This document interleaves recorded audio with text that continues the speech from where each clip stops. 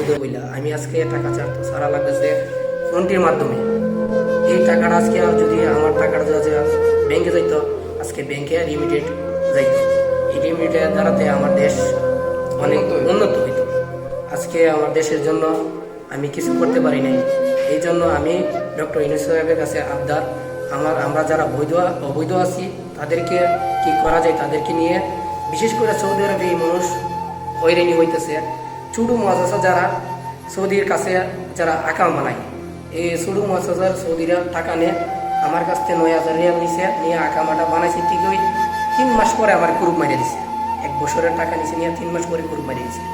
এরকম সবার সাথে হয়েছে। আমি এটার জন্য আমি মামলাও করছি সৌদির নামে, কোনো কিছু হয়নি। তখন আমার মামলাটা কুটে চলে গেছে, কর্তৃকা কোনো কিছুই আসে নাই, বলে কর্তৃকা যা ফাইসালা আসে তাই হইব।